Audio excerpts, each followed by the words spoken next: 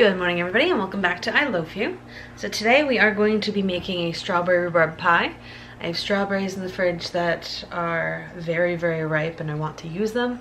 And we have fresh rhubarb growing in the backyard. So we're just gonna go cut some rhubarb, cut up our rhubarb and our strawberries, and then get ready to make our pie.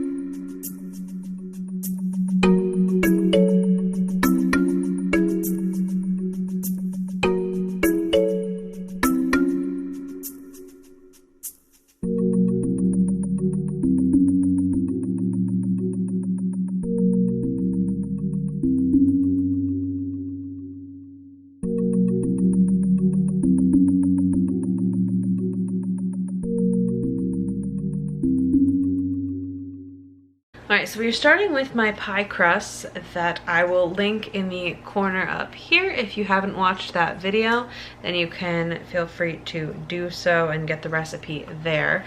But I have my pie crust out of the freezer. I have my top crust that I've prepped, and I have the bottom crust. So this is what our pie is going to go in. So we are starting out with our strawberries and our rhubarb all cut. Our rhubarb is just finely sliced.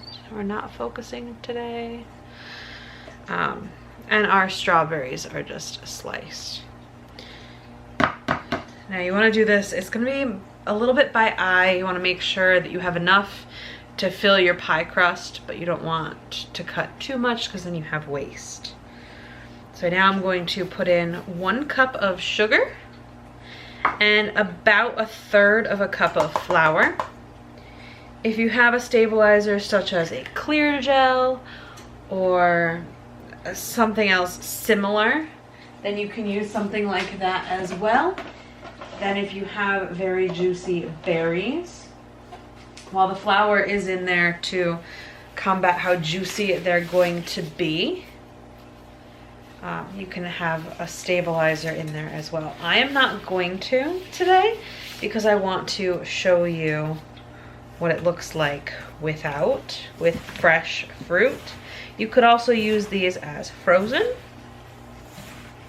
if that's all you had. Just you want to make sure that you are adjusting with more flour or with a stabilizer for the added moisture. So you get those mixed together, and we'll pull our pie crust in. And now we just want to fill up the crust.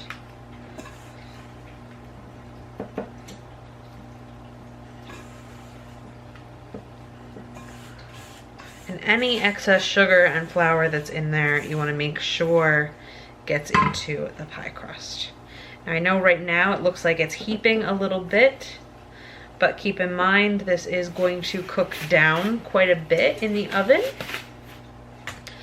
So now that we have this filled, I'm doing this on a sheet tray because if this runs over in the oven, I want to make sure that it's going to run onto the sheet tray rather than the inside of the oven. So I'm actually going to bring you a little closer so you can see how I crimp the edges and tuck it all under. So let's pull you down a little bit closer and we will get our top put on.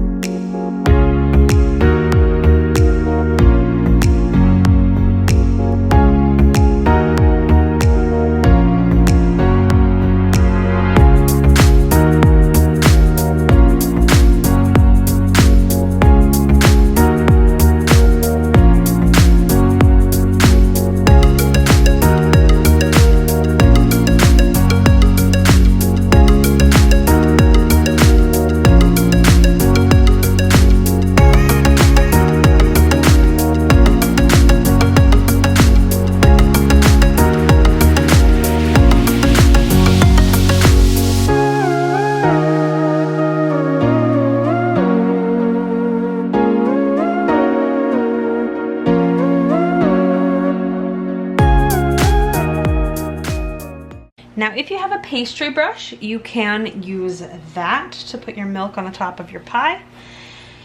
Or you could use just your hand. I am not getting fancy here. I just have a pie plate with some milk in it. I am just going to put some milk on a very clean hand.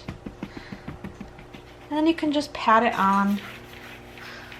But as always, make sure your hands are washed before you're touching your pie dough all over.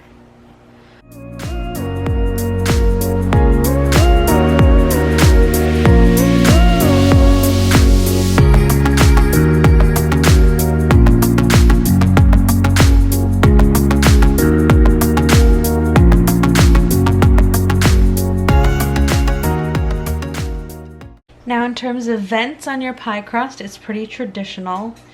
I'm gonna do this more of a traditional way. However, you could get creative if you wanted to make 3 lines all coming out from the center of your pie.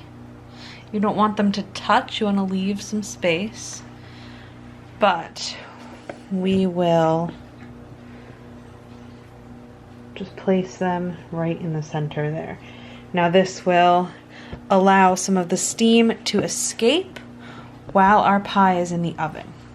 So now we're gonna put this in a 375-degree oven, and I'm gonna let it bake for about 30-35 minutes or so before we check in on it. All right, it has been 30 minutes and our pie is starting to turn golden. I'm actually going to rotate it, and we are gonna let it bake for probably another 10 or so minutes before we take another peek at it. All right, let's open up the oven here. You can see we are bubbling and running over, and our pie is a beautiful golden brown. So we are actually gonna pull this right out of the oven. Now, since we didn't run over too badly, I can actually leave this on the sheet pan to cool. Once it is cool, we can cut into it. Now you can tell it's done. If you look closely, you can, in the vent here, you can see that your filling is bubbling. A lot of times it'll actually bubble up through the vent. In this case, I only bubbled over a couple spots around the edge. But now we will let this cool, and then we will get to tasting.